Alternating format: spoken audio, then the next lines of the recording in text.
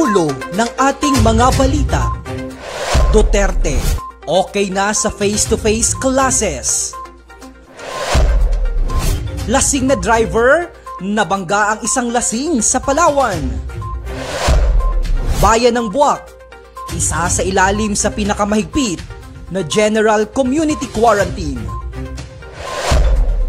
Mga namatay sa COVID-19 sa Santa Cruz, pumalo na sa 43. COVID-19 update sa Marinduque, alamin. 19 na Chinese military plane illegal na pumasok sa teritoryo ng Taiwan. National Chess Federation aapila matapos ma-disqualify.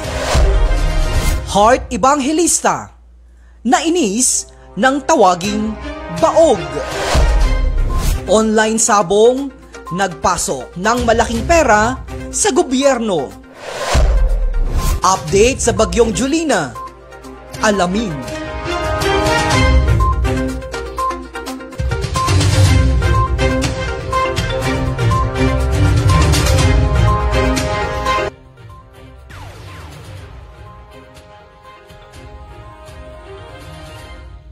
Magandang hapon, Luzon, Visayas at Mindanao, Metro at Mega Manila, lalawigan ng Marinduque, mga bayan ng Buwak, Buena Vista, Gasan, Mugpog, Torrijos at Santa Cruz. Ako po ang inyong pong tagapagbalita, Adrian Rosales. Ako naman, Romeo Mataak Jr. at ito po ang balitaan sa sentro ng Pilipinas. At sa detalye ng ating mga nagbabagang balita.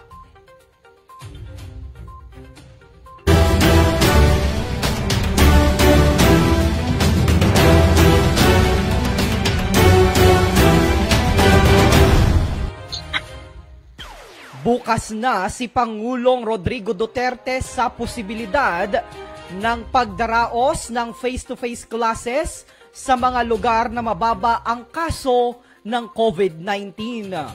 Pero agad ding nilinaw ni Presidential Spokesperson Harry Roque na titingnan lamang muna o pilot testing ang posibleng payagan upang makita kung pwede na talaga ang face-to-face classes sa bansa.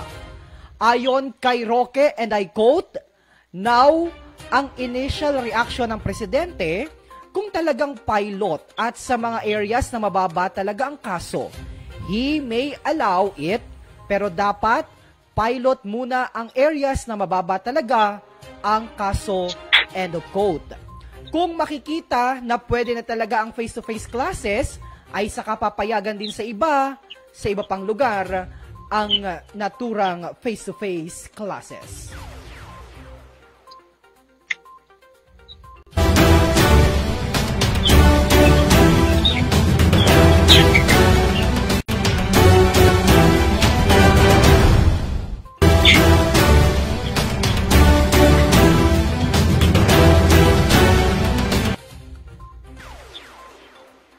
Samantala, 3 individual ang isinugod sa bayan ng Nara matapos masangkot sa aksidente sa naganap sa kahabaan ng National Road sa sitio Karaniogan, Barangay Malinaw, bandang alas 11:30 ng gabi noong Linggo, Setyembre 5.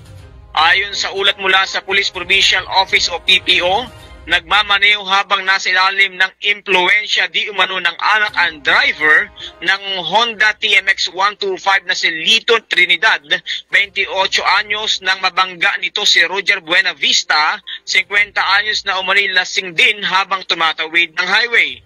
Si Trinidad ay may backrider na kilalang si Jerry Bungalso, 20 taong gulang, kasama din nito na isinugod sa ospital dahil sa aksidente.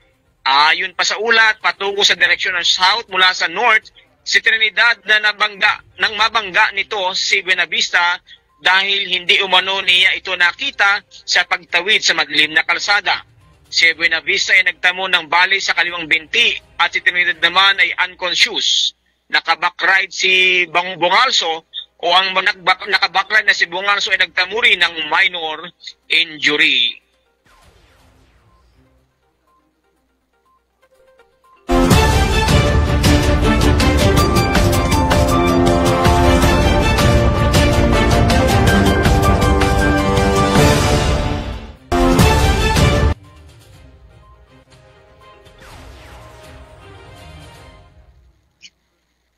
Samantala, bayan po ng Buwak, isa sa ilalim sa pinakamahigpit na General Community Quarantine.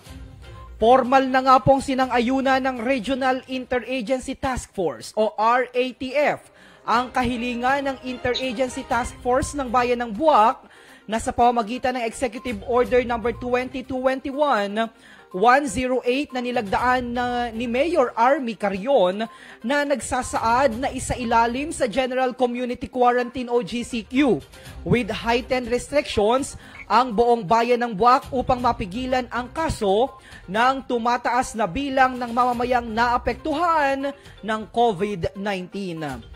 Sa liham na ipinadala ni DILG Regional Director Wilhelm Suico at Chairman ng RIATF, formal na pinayagan ang bayan ng Buwak na ipatupad ang kanilang kahilingan sa pamamagitan ng GCQ with heightened restrictions simula Setyembre 7 hanggang Setyembre 21. Kaugnay nito, ang pamahalaang bayan ng Buwak ay inaasahang magsasagawa ng mga pagtatasa hinggil sa pagpapatupad ng quarantine impositions matapos ang 2 linggo at siguruhin ang pagpapatupad ng mga regulasyon ng pamahalaang nasyonal, partikular ang Health and Border Control Protocols alinsunod naman sa DILG Memorandum Circular No. 2021-091 o ang implementation of a more aggressive PDITR plus V strategy and stronger contact tracing initiatives to contain highly transmissible COVID-19 variants, gayon din ang Omnibus Guidelines on the implementation of community quarantine in the Philippines. Samantala mga kababayan, kaugnay po ng balitang iyan ay naglabas naman po ng patalastas at announcement ang pamahalaang bayan ng Buwak. Ito po ay kakapasok lamang, pinadala po ng kanilang information officer sa katauhan naman po ni Miss Jingjing Lotto at nilagdaan ng punong alkalde Mayor Army de la Cruz Carion. Ayon po sa pahayag ng tanggapan ng punong bayan, dahilan sa ang ating lalawigan ay nasa ilalim ng Typhoon Signal No. 2, dulot ng bagyong Jolina, ang lahat ay pinapayuhan ng magsagawa ng kaukulang pag-iingat at paghahanda upang makaiwas sa sakunang dulot ng nasabing bagyo. Pinapayuhan ang mga residenteng nakatira sa mababang lugar at sa mga paanan ng mga bundok na magsagawa ng paglikas patungo sa matataas na lugar upang makaiwas sa sakuna. Ang bagyong Jolina ay inaasahang magdadala ng malakas na hangin at buhos ng ulan at maaaring magdulot ng pagbaha sa mababang lugar o pagguho ng lupa mula sa mga bulubundukin na mga lugar. Pinayuhan ang lahat o pinapayuhan ang lahat na gawin ang pag-iingat, ihanda ang mga gamit tulad ng flashlight na may baterya, mag-ipon ng malinis na inuming tubig at pagkain para sa susunod na araw o isagawa ang paghahanda ng gamit at mga pagkain para sa unang gabi ng paglikas. Pinapayuhan ang lahat ng BDRRMC o mga Barangay Disaster Risk Reduction Management Council ng nasabing mga barangay na maghanda sa mga posibleng pangyayari dulot ng naturang bagyo. Samantala, ipatutupad sa alinmang evacuation centers ang health and safety protocols na umiiral dulot naman po ng COVID-19 pandemic. Siguruhin ang pagsusuot ng face mask, pairalin ang physical distancing, palagi ang maghugas ng mga kamay kahit nasa loob ng evacuation center at laging mag-antabay sa ulat ng panahon o dilikya naman po ay tumutok dito sa Marinduque News Network. Yan po ang pinadalang mensahe at abiso ng punong bayan ng Buwak ngayong araw, ngayong hapon mula po kay Mayor Army de la Cruz Carion. At para pa po sa isa pang balitang Marinduque,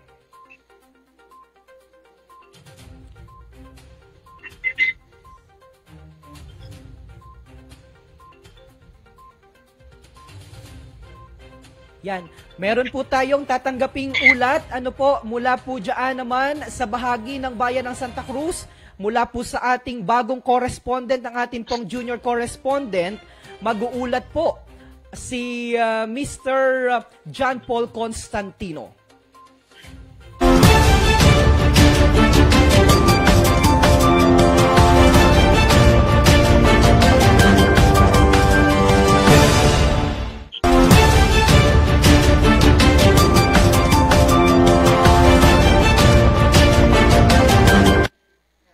Makakapiling po natin si John Paul Constantino, ang ating correspondent sa bahagi naman po ng bayan ng Santa Cruz. John Paul? Nasa 43 katao ang bilang ng mga namamatay dahil sa coronavirus disease 2019 sa bayan ng Santa Cruz. Ito ay pumalo na sa 43 katao ang bilang ng mga namamatay dahil sa coronavirus disease 2019 sa bayan ng Santa Cruz. Ito ay base sa pinakahuling datos na inilabas ng Provincial Health Office. Pinabulaanan naman ni Michelle Pestin, Provincial Epidemiology and Surveillance Unit Officer, na hindi totoo ang balita na karamihan sa mga namamatay ay nabakunahan na. Sa katunayan, anya, 2 lamang mula sa 43 nasawi ang fully vaccinated, habang 2 ang partially vaccinated pa lamang. Dahil dito, patuloy na hinihikayat ng Provincial Health Office ang mga mamamayan na magpabakuna kontra COVID-19 para maiwasan ang malalang epekto nito kung sakaling tamaan ng virus. Matatandaan na kamakailan ay inilagay ang ilang barangay sa mas pinakamahigpit na quarantine level ng Enhanced Community Quarantine upang pigilan ang pagsipa ng nagiging positibo sa COVID-19 dahil na rin sa banta ng pagkalat ng mas nakakahawang Delta variant.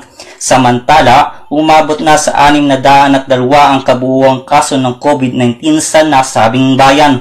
87 rito ang aktibong kaso, habang 25 ang naitalang nagpositibo sa Delta variant. Ako po si John Paul Constantino, nagseserbisyo para sa Marinduqueño.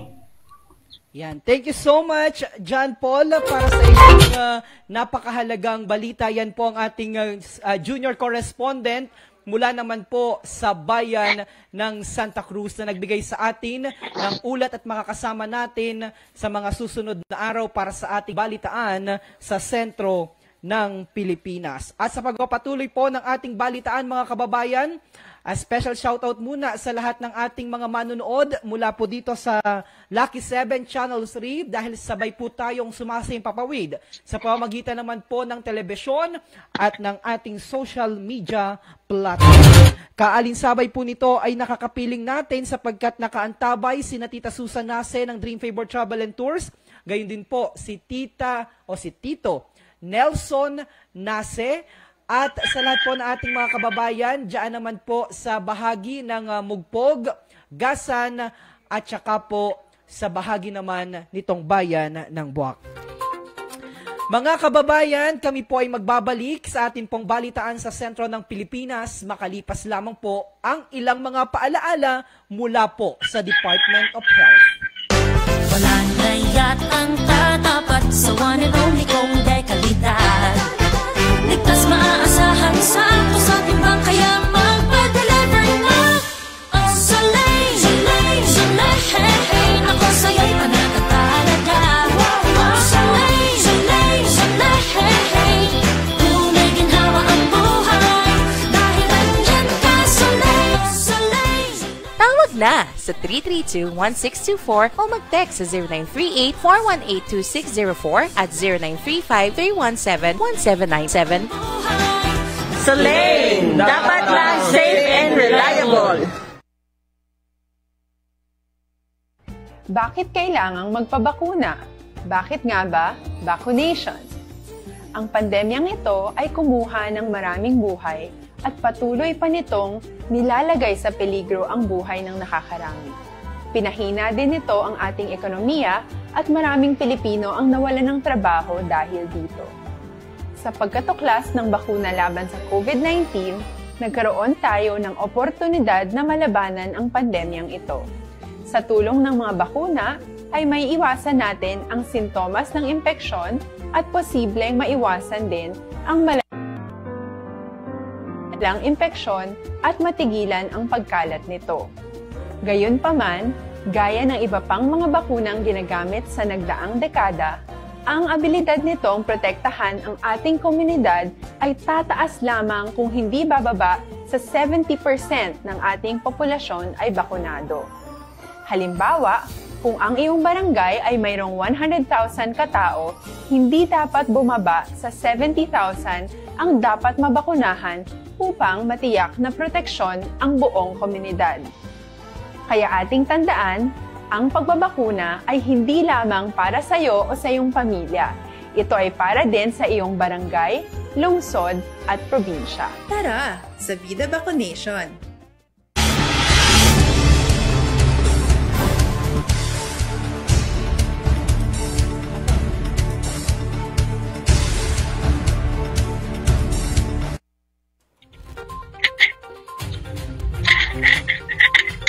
May 5 o may 52 na dadagdag na bagong kaso ng COVID-19 sa lalawigan ngayong araw. Sa pinakahuling monitoring ng Provincial Health Office, mayroong 485 na COVID-19 active cases sa buong probinsya. 95 ay nagmula po sa bayan ng Santa Cruz. 42 ang naitala dyan sa bahagi ng bayan ng Torrijos. 160 ang nanggaling sa bayan ng Buwak, 85 mula naman sa bayan ng Mugpog, at 54 sa bahagi ng bayan ng Gasan. Aba, samantalang biglang dami itong naitala po sa bayan ng Buena Vista na nagkaroon ng 49 active cases. Mayroon namang 1,611 na ang gumaling mula po sa kabuuang 2,193 na tinamaan ng sakit. 2 po ang naitalang namatay ngayong araw o nitong September 6 mula po sa kabuuang 97 na mga nasawi. Medyo may karamihan na po ang nasasawi mula po o dahil po sa COVID-19, at muli po nating ipinapaalaala at muli po nating ipinapaalam sa ating mga kababayan dahil pinabulaanan po. Dahil pag tayo po ay pumupunta sa mga pamayanan o sa mga komunidad o sa mga barangay, makinig po kayo mga kababayan, ang atin pong laging naririnig sa mga mamamayan dyan sa mga barangay, ayaw nilang magpabakuna, lalong-lalo na po yung mga matatanda. Dahil ang nakakarating po sa kanila ng mga balita, mga kababayan, eto pong pumanaw, karamihan umano sa mga pumanaw, eto 97 na po ang nasawi, bunsod ng COVID-19. Ayon sa mga impormasyon na dumarating sa mga barangay, etong karamihan sa mga nasawi sa COVID-19 ay mga bakunado. Mali po mga kababayan ang dumarating na mga impormasyon sa inyo sapagkat pinabulaanan po mismo ng atin pong Provincial Epidemiology and Surveillance Unit Officer na si Miss Michelle Festin, at base na rin po sa huling ulat ng atin pong Governor Presbitero Velasco Jr. noong atin po siyang nakapanayam sa Press B with Love, 94% po ng mga namatay doon po sa 97 na mga nasawi ay hindi po bakunado. Ibig sabihin, mas marami po mga kababayan doon sa mga namatay sa COVID-19, walang bakuna. Kaya kayo po mga kababayan, hopefully, ay makipag-ugnayan sa atin pong Provincial Health Unit o kaya po ay sa Municipal Health Unit o sa Rural Health Unit. Kung sakali pong available na ang bakuna sa inyo pong mga komunidad o sa inyo pong mga bayan, mas mainam na po na kayo ay magpabakuna laban sa COVID-19 para maiwasan po ang malalang epekto nito kung sakali man na kayo ay tamaan ng nakababahalang sakit.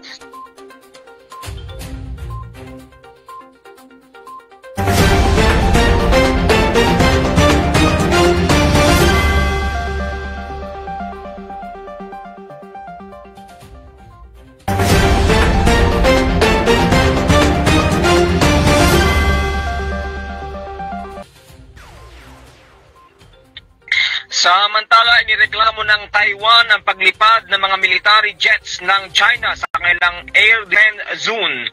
Ayon kay Defense Ministry ng Taiwan, hindi bababa sa 19 na mga eroplanong pandigma, kabilang ang mga nuclear-capable bombers ang pumapasok o pumasok sa kanilang Air Defense Identification Zone o IDIZ. Mahigit sa isang taon na niyang laging nireklamo ng Taiwan ang paulit-ulit na missions of Air Force o ng Air Force ng China malapit sa nasabing isla.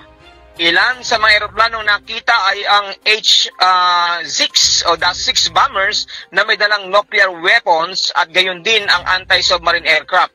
Magunitang inako ng China na ang Taiwan ang kailang breakaway province habang iginiit naman ng Taiwan na mayroon silang sariling soberenya.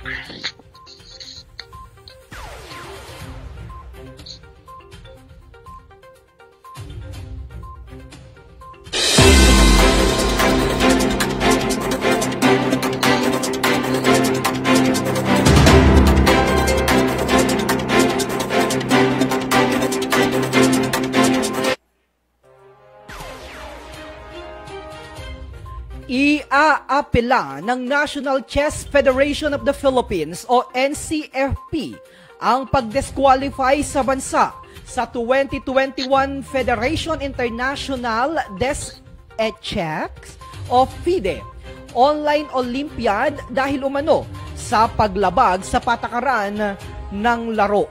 Kasunod ito sa pagkakadiskubre na isang manlalaro nito ang lumabag umano sa fair play kaya ang buong koponan ay na-disqualified.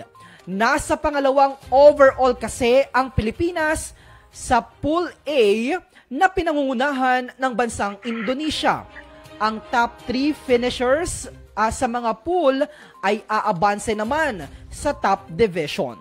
Dahil sa pagkakadisqualify ng Pilipinas, ay pasok na po agad sa top division ang team mula naman po sa Shenzhen, China at Australia. Sinabi naman ni Grandmaster Jason Gonzalez, ang Chief Operating Officer and Delegation Head, na dapat hindi buong koponan ang dinidisqualify at ang tanging manlalaro lamang na lumabag sa nasabing patakaran ang kanilang dapat na naetsapuwera. Samantala mga kababayan, kumusta po kayo? Kumusta po ang lagay ng panahon?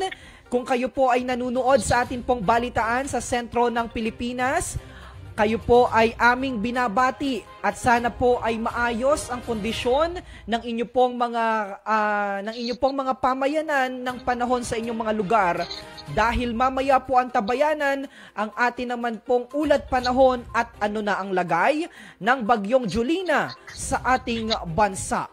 Gayon din sa ating mga kababayan na nanunood, Helen Sanchez, sabi po niya, keep safe Marinduque. Sabi naman ni, marami kitang mga kababayan na nanunood ngayon dito sa ating balitaan sa sentro ng Pilipinas. Maraming salamat kay Randolph Ramos.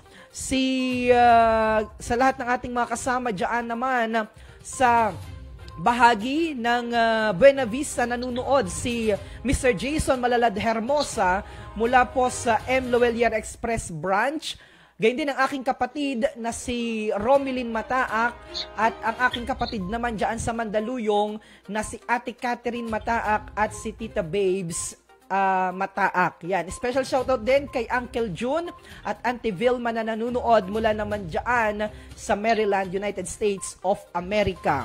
Yan. At partner, meron ka bang mga pagbati bago tayo magbigay ng atin namang mga patalastas at ilang mga hanapbuhay? Ayan, at atin din binabati ang lahat po ng mga barangay officials sa iba't ibang mga munisipalidad na alam po nating busy ngayon sa paghahanda hindi lamang sa pagbabantay sa COVID-19. Nakita natin kanina yung mga barangay captain nagkaroon sila ng emergency meeting regarding naman dito sa posibleng apekto nito pong banta ng bagyo sa ating lalawigan. Posible yan mamayang madaling araw.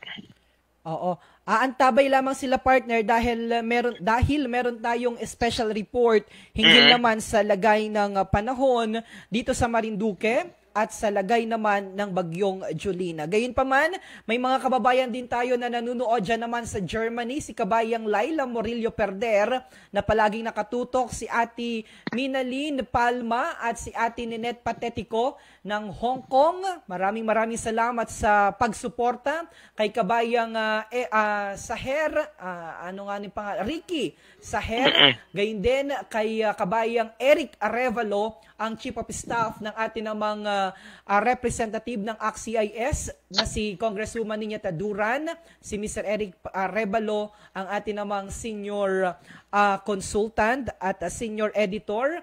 Gayon din, special shout out sa atin pong mga kasamang lingkod bayan, ang ating Speaker Lord Alan Velasco, gayon din si Governor Presbitero Velasco Jr. at ang ating Vice Governor Romulo Bacorro Jr. at sa lahat ng mga mayor ng 6 na munisipalidad dito po sa ating lalawigan. Gayon din, special shout out kay Donna Lundag na nanunood. Hello, magandang hapon, watching from Santa Rosa, Laguna. Gayon din kay Jocelyn Oser, saludo pala, Anarisa Saludo Solo na nanunood po ngayon sa ating balitaan. Partner, meron ka mga pagbati? Binabati rin natin ang aking mahal na pamilya na narito rin nanonood sa bahagi ng Gasan. Ayan, at medyo maganda rin ang ating panahon dito. Kaya ingat po sa lahat nating mga kababayan, especially yung mga pauwi ngayon buhat sa kanilang mga trabaho. Opo. At ang atin pong partner ay naka-work from home ngayon. Yan, dyan nagbabalita mula naman sa bayan ng Gasan, partikular sa bahagi ng barangay Masiga. Samantalang ang inyong lingkod naman po ay nandito sa bulwagang pambalitaan ng Marinduque News Network dito po sa bayan ng Gasan. Nanunood mula sa Lucena City si Kim Nicole Rioveros. Gayon din, special shout out kay Rose Mendoza. Magandang hapon, DJ Myong and DJ Adrian. Pabati naman dyan sa lahat ng Mendoza family, sa Manso family, sa Sena family, and Bancolita family sa Tansa, Buwak, Marinduque. Ingat palagi kayong lahat mga kababayan. Huwag lumabas kung hindi naman importante. Stay safe mga DJ watching again from Las Piñas. Si Shoshi Monterrey Constantino is also watching. Ingat po kayong lahat mga kababayan. Sana ay maging handa ang lahat at iwasang magpanik, watching from Lipa City. At mga kababayan, magbabalik po kami. Makalipas lamang ang ilang mga hanap buhay. Huwag po kayong bibitaw.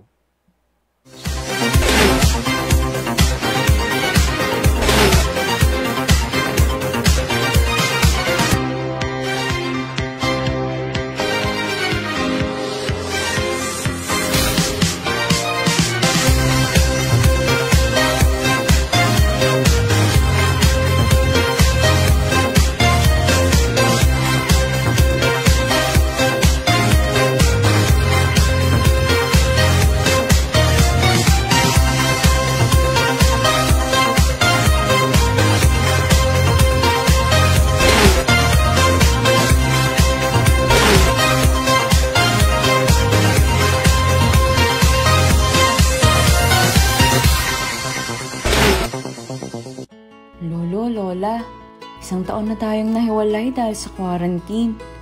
Miss na po namin kayo. At ang inyong masasarap na luto at pag-aalaga. May bakuna na raw po sa COVID-19. Kunin niyo po Kapag nabakunahan na ang lahat, makakapiling na muli namin kayo. Kung ikaw ay edad 60 pataas o may iba pang karamdaman, magparehistro na para sa Resbakuna kontra COVID-19. Aling mga bakuna ang gagamitin sa Pilipinas? Sa ngayon, may limitadong supply ng bakuna sa buong mundo. Sa katunayan, halos 80% ng stock sa buong mundo ay nabili na ng mga mayayamang bansa. Dahil dito, walang iisang kumpanya ang maaaring mag-supply ng 110 million na bakuna sa Pilipinas, kaya naman nakikipag-usap ang ating gobyerno sa 7 manufacturers. Sinisiguro natin na ang mga bakuna na to ay makakatanggap ng Emergency Use Authorization at kung may EUA sila, doon lamang sila bibilhin at gagamitin ng ating gobyerno para sa ating vaccination program. Nagbibigay ang EUA ng assurance o katiyakan na ang bakuna ay dumaan sa masusing pagsusuri at nirerekomenda ng mga independent na eksperto sa atin. Hindi mo rin kailangan mag-alala. Ang bakuna laban sa COVID-19 ay hindi magbibigay sa'yo ng COVID na sakit. Tara, sa Vida Vacunation!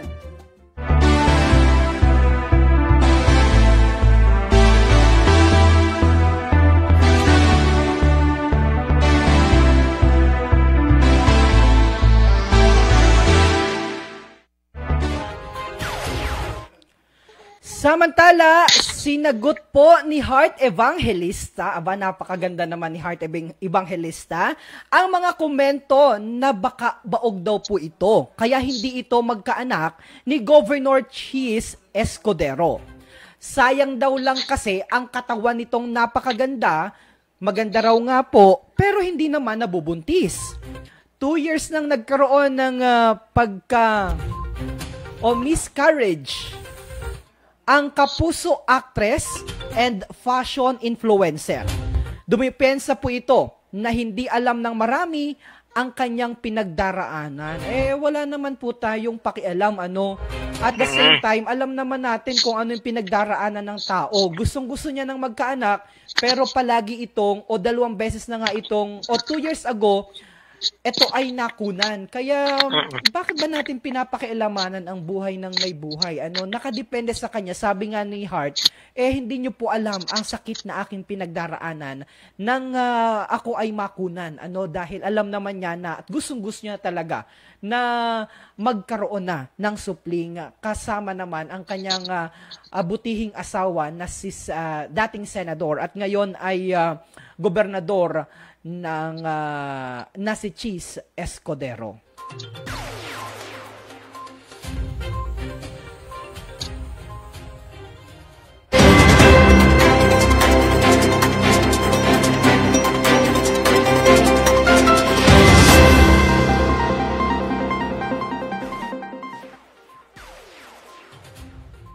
Ay nagdala na pala ng aabot sa 400 milyon na kita sa kaban ng gobyerno ng Pilipinas itong sikat na online sabong.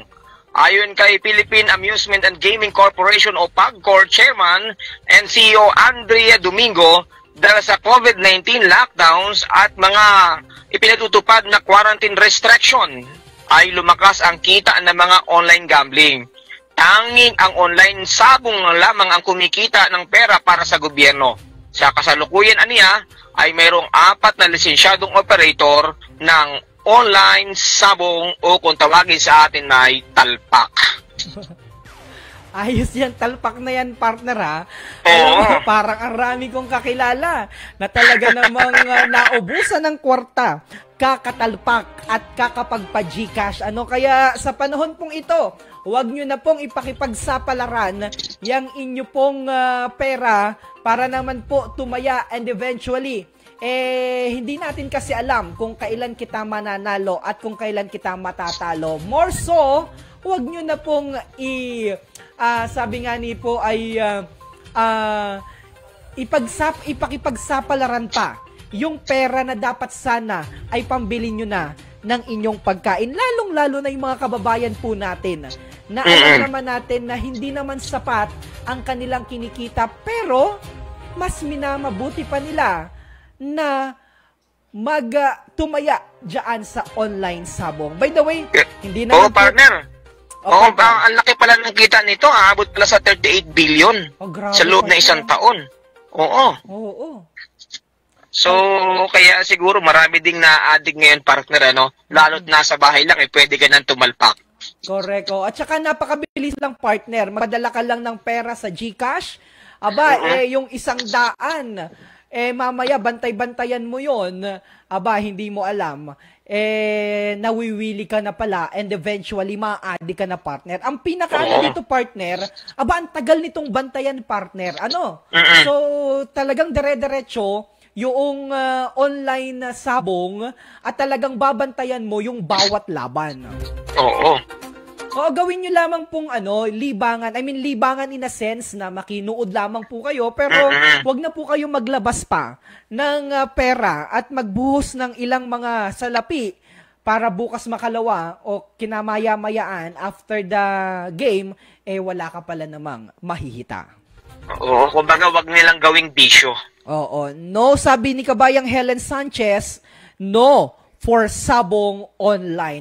Bagamat nakakatuwa din naman isipin, partner, dahil umuso nga nitong pandemya, yung mga kababayan natin na nagatago sa pagtupada, dito sa Marinduque, alam naman po ng ating mga kababayan yan, at talagang inapuntahan ng mga pulis yung mga nagatupada. Pero ito naman, napakabilis na para sa kanila, sapagkat mayroon ka lamang cellphone, maglagay ka ng, sabi nga ni ay pera, application, tumalpak, at yun, instant, pwede ka nang makapanood at makapaglaro ng sabong through online. Partner. Oo, at yan lagi ang ating paalala, dahil may nakikita tayo, partner, na minsan ay nagsasama-sama din. Sabi ko, bakit kaya sila nagtitipon-tipon? Yung pala ay tumatalpak na o nag-o-online sabong. Kaya ingat din po kayo dahil kahit sabihin hindi kayo mahuhuli ng pulis dahil wala nakikita mga dala kayong manok, maaari namang mahuli kayo ng COVID sa inyong pagkasama-sama. Correct, partner. At yung ating balita ay sinususugan ni Kabayang Lourdes Timtima. Lourdes Timtim, sabi niya, tama po. Ipagbawal po at talagang siya ay hindi sumasampalataya diyan naman sa online sabong. Pagbati muna mula kay Joel Kasigan, pa-shoutout sa pinsan ko diyan sa Sumanga, Mugpog, ang lahat ng Natal at Kasaigan family watching from Aray State. O ano ito? Aray o Aray State? Gayun din, special shoutout kay Kuya Noel Nieva. Yan, talpak ang pera mo sa sabong online, sabi ni Kabayang Helen Sanchez. Si Maria Lourdes Olemberio Hisuli nanunood. Stay safe po everyone and God bless Marinduque. Mga kababayan, magbabalik po kami dito sa ating balitaan sa sentro ng Pilipinas. Makalipas lamang ang ilang mga patalastas. Wala na yatang tatapat sa one and only kong dekalidad. Ligtas maaasahan sa kusapin bang kaya magpa-deliver na ang Soleil, Soleil, Soleil. Ako sa'yo'y panakatalaga. Soleil, Soleil, Soleil. Kung may ginhawa ang buhay, dahil nandyan ka, Soleil, Soleil. Tawag na sa 332-1624 o mag-text sa 0938-418-2604 at 0935-317-1797. Soleil, dapat lang safe and reliable.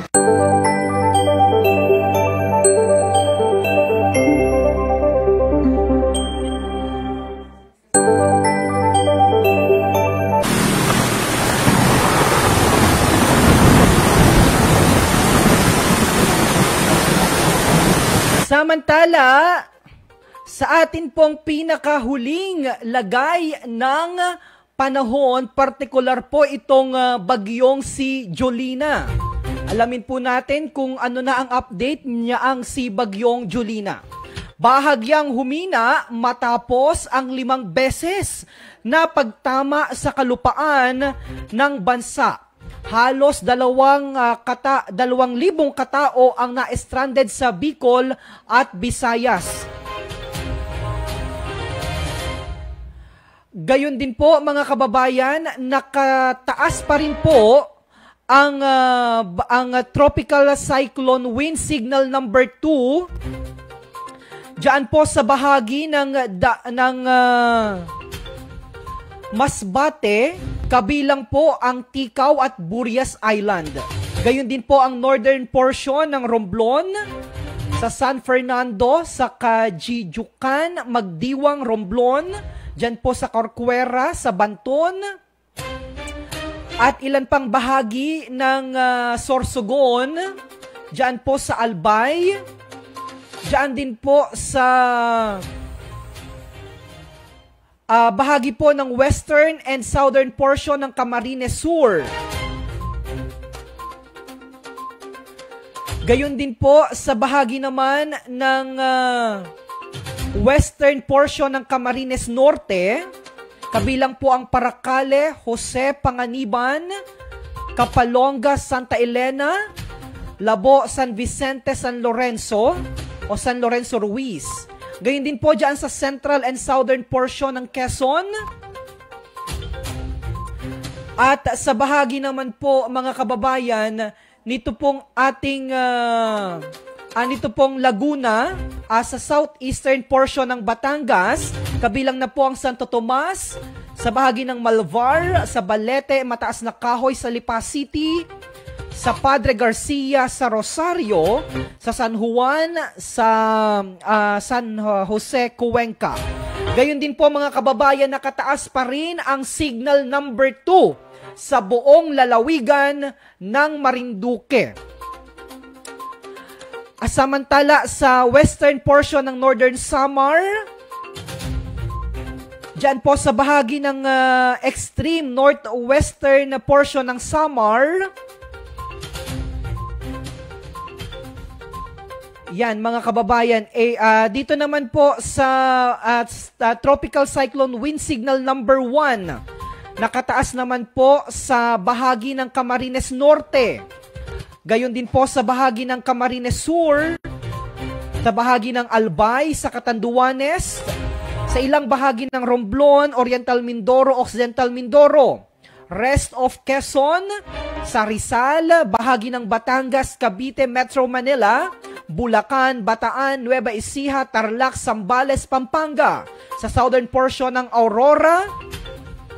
Gayon din po sa bahagi naman ng southeastern portion ng Nueva Vizcaya, sa southeastern portion ng Pangasinan, sa bahagi po ng dito po naman sa Visayas, ay meron po nakataas pa rin ang tropical cyclone wind signal number 1 sa ilang bahagi ng northern Samar, gayon din po sa northern and central portion ng Samar. Kabilang na po ang San Jose de Boan, Gardara, Santa Margarita, sa Paramas, San George. At dito naman po sa Eastern Samar ay nakataas pa rin ang tropical typhoon wind signal number 1. Diyan po sa bahagi ng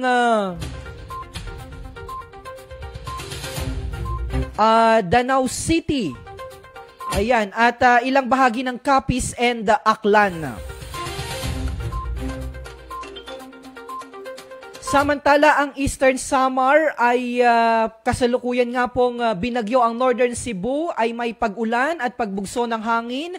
Ang nalalabing bahagi ng Visayas, Palawan, kasama na ang Kalayaan Islands at Occidental Mindanao ay may maulap na papawiri na may kalat-kalat na mga pag-ulan, pagkidlat at pagkulog dulot po ng Typhoon Jolina. Mahina hanggang sa katamtamang hangin mula sa hilagang kanluran hanggang sa timog kanluran ng Iiral, sa Visayas habang mula sa timog kanluran hanggang kanluran ng Iiral, sa Occidental Mindoro at Palawan kasama po ang Kalayaan Islands at mga baybaying dagat ay magiging banayad hanggang sa katamtaman na mga pag-alon. Subalit mga kababayan, dito po sa bahagi ng Bayan ng Buwak, kanina po ay medyo naranasan natin ang hindi naman kalakasan na buhos ng ulan, pero sa mga oras po na ito ay maganda po ang panahon dito po sa Bayan ng Buwak. Partner, dyan sa bahagi ng Gasan, kumusta ang lagay ng panahon?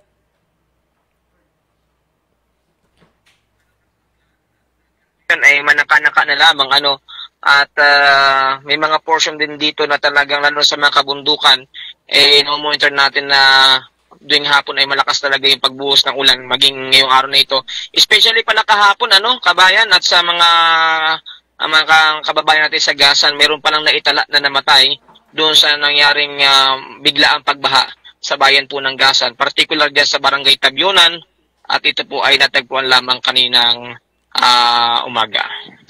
Ulitin natin, partner, flash report ito, Oo. Patay na ito ng matagpuan, partner. Yes, partner, at kailang din natin ito na-confirm through our MDRM officer, kaya lang ay nasa meeting siya ngayon.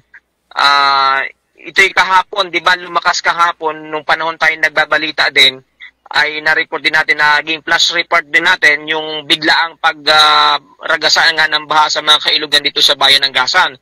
At ito palang kababayan natin ito ay tumawid sa kabila ng malakas na ragasan ng tubig at ito ay natangay at natagpuan ito ay din na sa bahagi ng dagat na ng bahagi ng Dawis. Oo, meron na po ba tayo na sabi nga ni ay pagkakakilanlan diyan po sa casualty ng nangyari naman na pagbaha diyan sa bayan ng Gasan? Sa ngayon, partner, ay nakikipag-coordinate pa rin tayo dahil kanina nga ay may mga paghahanda rin at mga meeting na ginagawa ang pamahalaang lokal ng Gasan.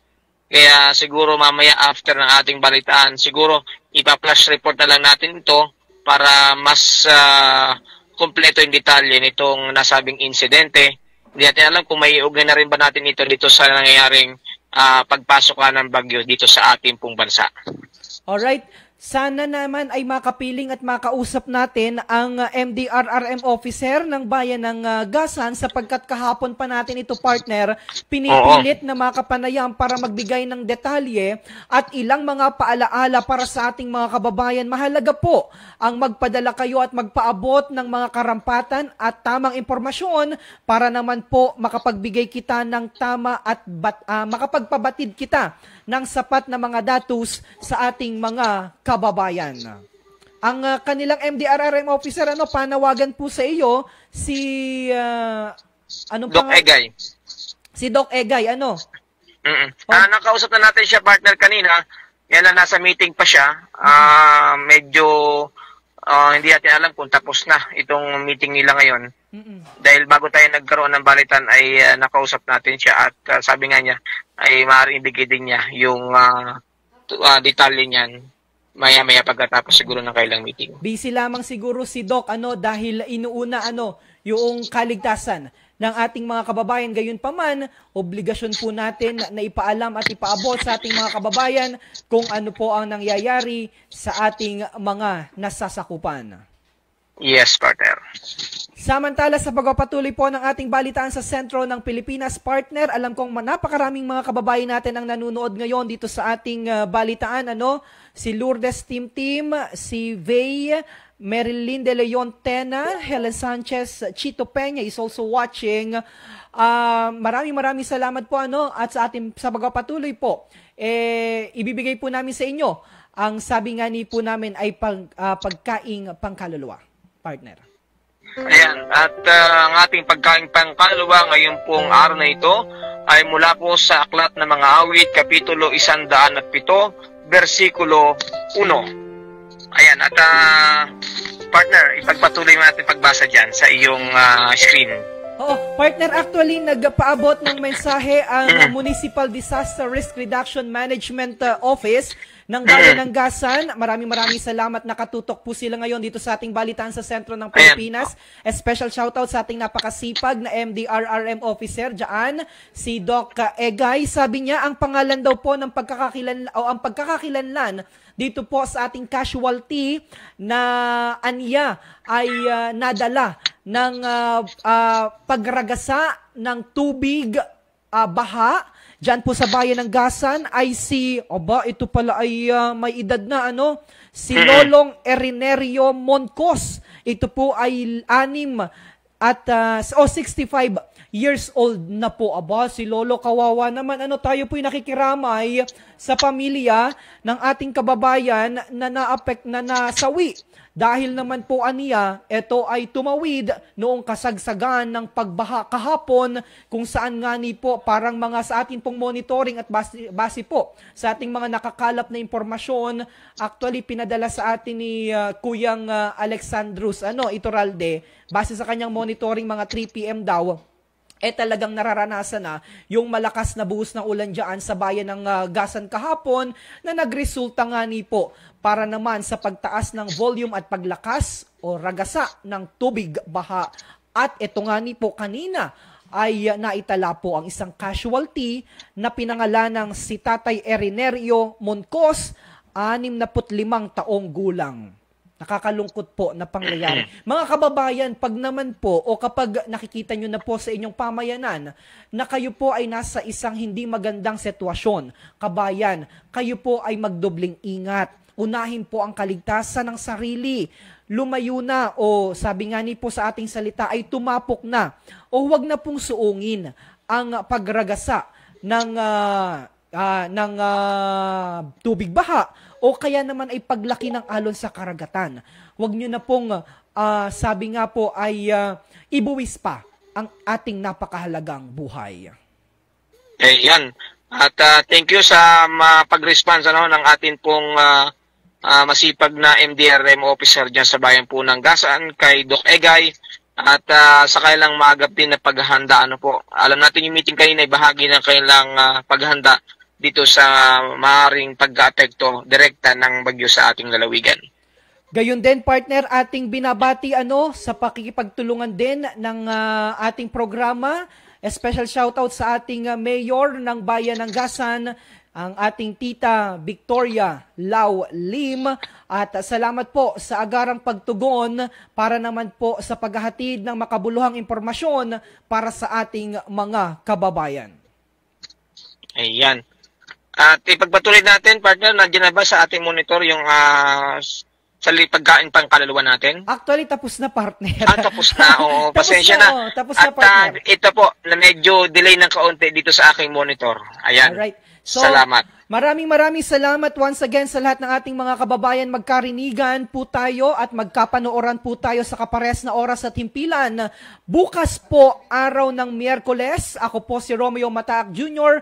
Sa pangalan ng aming direktor na si Direktor Mark Cesar Ola, na talagang busy po mula po umaga para lamang maipahatid po sa inyo ang mga pinakahuling kaganapan sa mahal nating lalawigan. Ang kanya pong Assistant Director, si Mr. Santino Latorena. Sa bahagi ng technical, Mr. Jopit Lumagbas, at ako po muli ang inyong kababayan. Oy, by the way, ang napakagaling partner ng ating nakasama kanina sa ating balitaan, ang ating junior correspondent mula sa bayan ng Santa Cruz, si John Paul Constantino. Napakahusay, partner, Oo, partner. Sana marami pa mga junior correspondent ang makibahagi sa ating balitaan. Pangarap din natin kahit yung mga balitang abroad ay may mga correspondent din tayo. Unahin natin, partner, yung mga balita. Sana eventually, bawat bayan meron na tayong kanya-kanyang reporter na mag-uulat sa ating mga kababayan araw-araw. Dahil ito po talagang Marinduque News Network sa Philippine Information Agency ang talaga namang tinututukan ng ating mga kababayan para makakuha ng mga pinakahuling kaganapan sa lalawigan ng Marinduque. Ayan. Congratulations sa ating new junior correspondent. At muli po, ako naman, Romeo Mataak Jr. ang inyong nakasama sa ating balitaan. At ako naman po, inyo pong kabayan, Adrian Rosales. At ito po, ang balitaan sa sentro ng Pilipinas.